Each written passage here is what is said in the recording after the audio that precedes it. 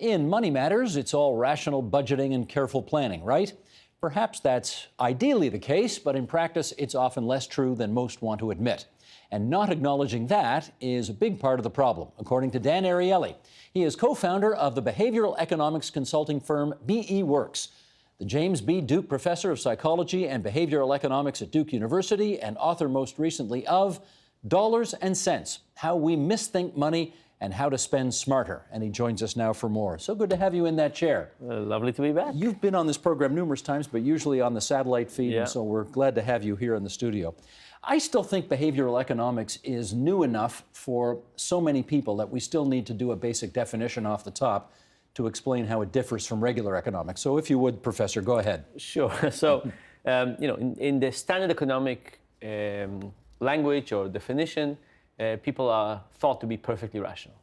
It means we always take all the information into account, we think long term, we don't have things like emotions, and we always, always, always make the right decision. And if you take this assumption into account, you have very simple prescriptions about how to run the world. For example, you could say, if people make a mistake, let's just give them information. They would say, oh, sorry, I made a mistake, let me behave rationally from now on. In behavioral economics, we don't make any assumptions about people. Instead, we put people in different situations. And what we get as a consequence is lots of people are myopic, vindictive, don't think about long-term, easily confused, emotional, and so on, all of us. And the prescriptions for how we do things are very different. So take something as simple as texting and driving. Do you want to admit anything about your own texting and driving? It is against the law now in the province of Ontario, so I don't do it You don't do it. anymore. Okay. But I will confess I used to before the law came into effect. And you also have a BlackBerry, so it's probably really difficult to text and drive in. Oh, nice. Nice. Okay. But again, in the standard approach, you'd say if people only knew how dangerous it is, they would stop immediately. Like, you don't need the law, you can die. I mean, that's a big punishment, right? People would stop immediately, but we find that that's not the case. And actually, even passing the law doesn't always help. There was actually a study that showed that in the US, states that have passed the law against texting and driving had a higher rate of accident because of texting and driving. Why? Because people stop texting above the wheel and stop texting below, Oh my goodness. below the wheel. Yeah. Like, there's no limit to human stupidity. So, but the point is that we have very different views of human nature, and therefore very different views of what we need to do if we want to be healthier and wealthier and take care of the planet and so on. So behavioral economics, if I'm hearing you right, is more psychology than mathematics. Is that fair to say? Absolutely. Yeah. Does that make it confusing? Well, math is confusing by its own right. But you know, the thing about standard economics is this has this beauty of math, and it feels more complete, whereas I think the psychology part feels more messy. Like, we're influenced by lots of things at the same time. It's not as simple. The picture is more complex. But even though it's less satisfying, I would say kind of aesthetically, it's more close to reality. Right. And if we want to change anything, we have to have a model that is close to reality. Why do you think traditional economics has traditionally ignored people's feelings? Yeah. So Adam Smith did write a book called The Moral Sentiment, which was a book very much on emotions and morality and so on.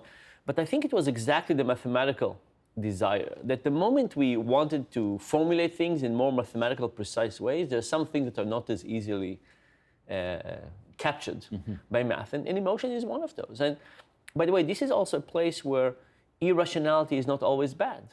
Think about something like love or caring about somebody else or reciprocity. All of those things are not part of the economic. In economics, we're kind of cold, calculated individuals, entities, and we give up this emotion. Now, sometimes these emotions get us to text and drive, but sometimes they get us to write poetry and volunteer and even go to war to help our fellow men. So the more complete description of humanity is much more messy, much more confusing. But if we want to change anything, and I look at my role in the world, I look at human waste. And I think about all the ways in which we don't live up to our potential. We waste our time, we waste our money, we waste our health, we do terrible things to the environment, we hate. I mean, all of those things, like the gap between where we are and where we could be, is amazing. You look at all the disasters in the world. Sometimes we have hurricanes or some terrible things, but most of the terrible things we do to ourselves. And I look at this and I say, how do we cut it down? How do we make things better? And if we don't have a good understanding of human nature, we're not going to make any progress. Are we making progress now that we have this behavioral economics template we can put on things?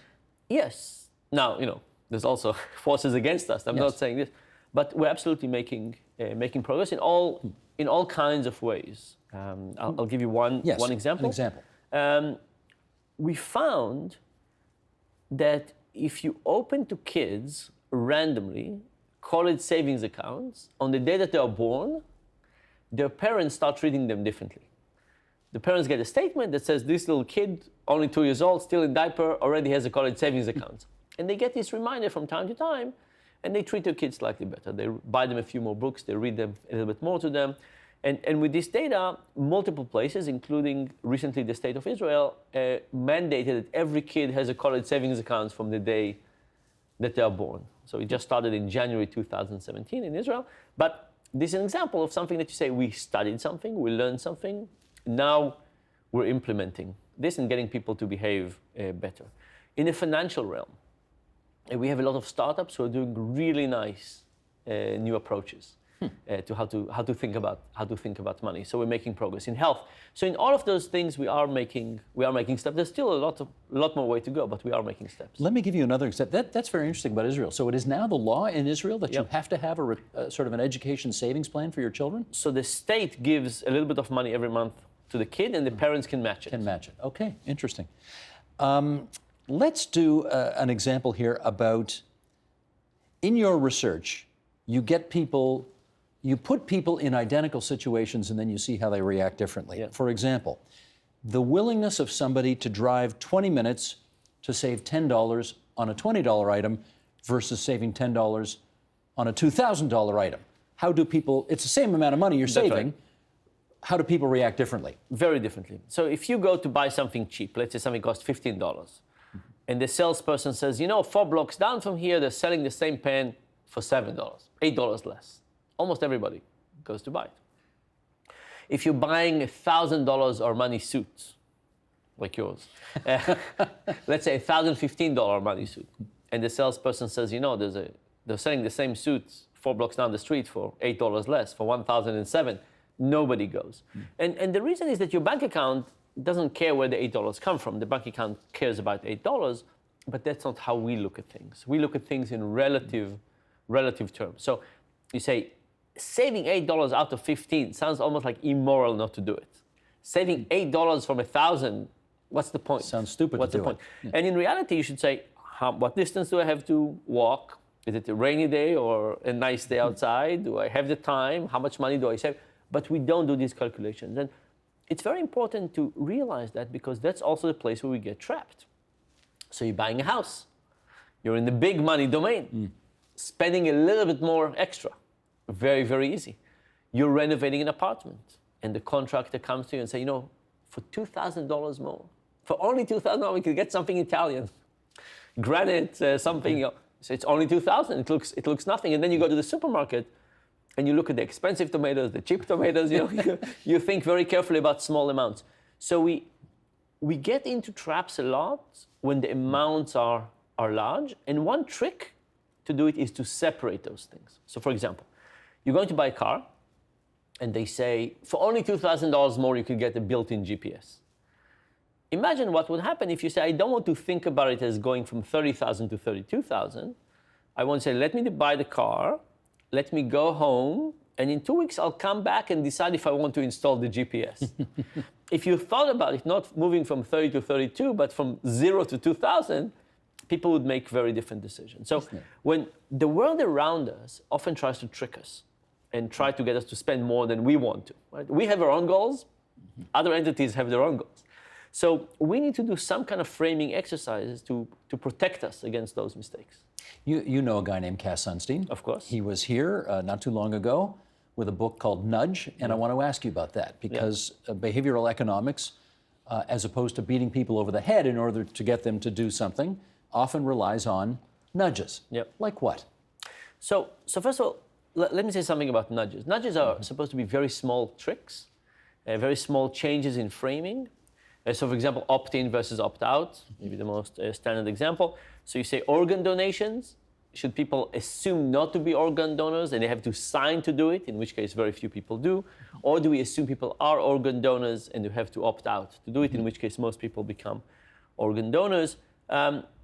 Nudges are very important, and this is what's called choice architecture, and designing the environment in a way that gets people to be more likely to do the things that are good for them, like designing a cafeteria with a healthy food up front rather than the French fries.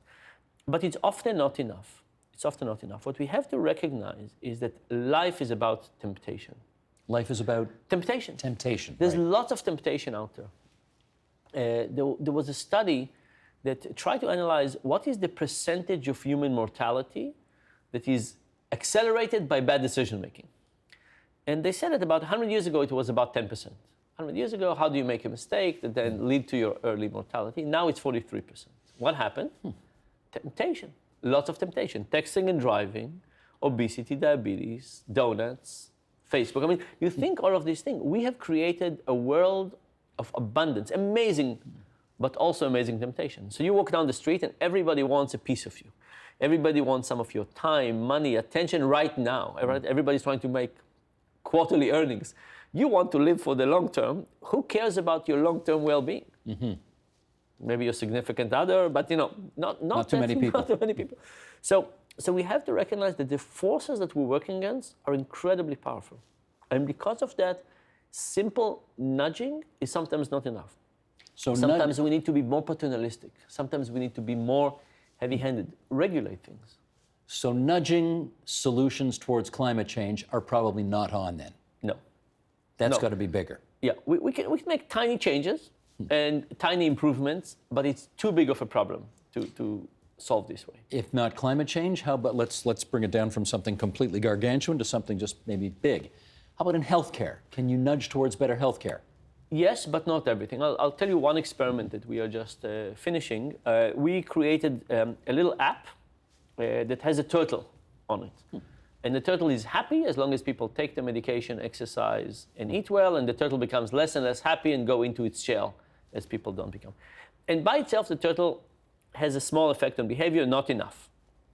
But what our turtle does, it deletes other apps from the phone. Angry turtle. Okay. Facebook, Twitter, I mean, the things that people love the most, deletes first, they come back every night. So you get to lose them again every morning. It's very effective. It's very effective, but also very aggressive.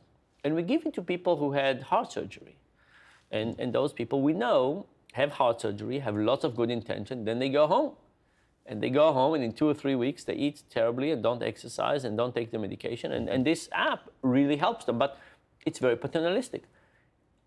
Are there sufficient nudges to get people who had a heart surgery to stop eating fried food? We haven't found them. So we take the more paternalistic approach. Now, are there some nudges? Absolutely. But are they going to solve the healthcare problems? Absolutely not. See, that's an interesting insight into how people think. You would think, for example, if you'd had heart bypass surgery, if you had your ribs sawed open and Yes. your chest cavity opened up, that would be enough to get you to take care of yourself. But 2 weeks later, you have the memory of that, and you have fried chicken in front of you. it's an unfair battle. As a general principle, one would think that having more information is better than having less information. What does behavioral economics suggest on that? Often the case is not, and there's nuances on that. So I'll tell you about one study we recently did on weight loss. And what we found is that the scale has some really interesting characteristics, but one of them is the fluctuating aspect of weight. So if you stand on a scale and you're a regular person, you might go up and down randomly by 1 kilo to 2. If you're obese, it might be up to 4 kilos. Right? And it depends on how much salt you had yesterday, when you went to the bathroom, and all kinds of things like that. Now, what does this fluctuation create? Imagine somebody doesn't change their weight, it just go up and down randomly. Days it goes up, real misery. They go down, slight happiness. But the average is not good. High misery, slight happiness. High misery, slight happiness. People don't like their scales, so you don't stand on them. And then on top of that, what happened is that the body is a biological delayed machine. You can be on a diet for a few days and it doesn't show up for maybe 2 weeks, 8 days. So people go on a scale and you say, I've been on a diet for 3 days. Like, what's happened? What's going on here? Nothing to show for it. Nothing to show. In fact, it went up by 0.2 of a kilo. It's incredibly demotivating. So we said, you know what? Maybe the information is confusing people. So what we did was we made a scale with no display. We reward people. If they stand up, we say, congratulations, you've done your job. And then we give people feedback in a 5-point mechanism. We say, you're just the same. Nothing happened. You're within 1 standard deviation. Your trend is slightly worse, slightly better, much better. It's the running trend of the last 3 weeks. And what we showed in the experiment, this was an experiment with about 1,000 low-income obese people. People have very hard to change their behavior. We showed that when people get the regular scale, they gain about 0.3% of their body weight every month for 5 months. The study lasted 5 months. And when people get our scale, they lose about 0.6% of their body weight every month for 5 months. Why? Because they get a better understanding of what's going on. You see, more information is good for statistical programs. But if you're a human being and you experience this variance, it's actually incredibly demotivating. And you take that away and you say, the information is really about what have you done? Stop eating cheesecake, start going for a run. Where is it going? And if you experience the variance, it's just very, very confusing. That is very depressing for someone in my line of work where, I go to work every day trying to get people more information. And you're now telling me it's not necessarily a good thing. Not necessarily a good thing. And I think what we should do is we should think very carefully about how the brain processes information. We can't assume that more information is always better. And for many things, it's not about details. It's about things that motivate people. It's not about confusing. And it's about seeing progress. By the way, this question, imagine somebody has a long-term illness. How difficult is it to stay motivated in the face of very slow progress? Very. And if you give people more information about how slow their progress is, what are they going to do? Let me give another example here. And I don't know if you've ever studied this, but I have heard numerous people, and I mean numerous people, suggest that it is better for their mental health that they unplug from politics, particularly at this time in your country's history, because of, shall I use the Bob Woodward expression? I mean, it's crazy town in Washington, right? It improves their mental health the less they know about politics. Does that sound right to you? Sadly, yes. So, I've been studying dishonesty for about 15 years. And I have to say that as somebody who studied dishonesty, all of a sudden Trump getting elected is like, feels like, we're making slow progress. We're trying to get people to behave slightly more ethically. And so all of a sudden Trump gets elected. It's a huge, you can't imagine. Bit of a conundrum for your experimentation. For this. And I for a while felt as well that waking up in the morning and reading the news is like self-flagellism. It's like, we've wronged, we've made mistakes, we didn't, and so on. I do read the news, but I don't do it first thing in the morning. I did find that first thing in the morning just sets me up in the wrong way. And there is the ostrich effect that you say, I'm just not going to look. But at some point, we have to stay motivated. And if we just look at the tremendous devastation, I think that is happening to the US, everything we do seems so small and meaningless, but we have to keep on being motivated. In which case, Dan, let us conclude on a more upbeat note then. Thank you. What's a simple way that people can incorporate principles of behavioral economics in their lives to improve their lives? Okay. You want to pick an area of life or anything? Something very abstract? All yours. Okay. So I would say that in general, every time we go about our lives, we are very likely to have the next day just like the previous one. And because of that, we just end up doing the same thing over and over, not necessarily ending up with what we want.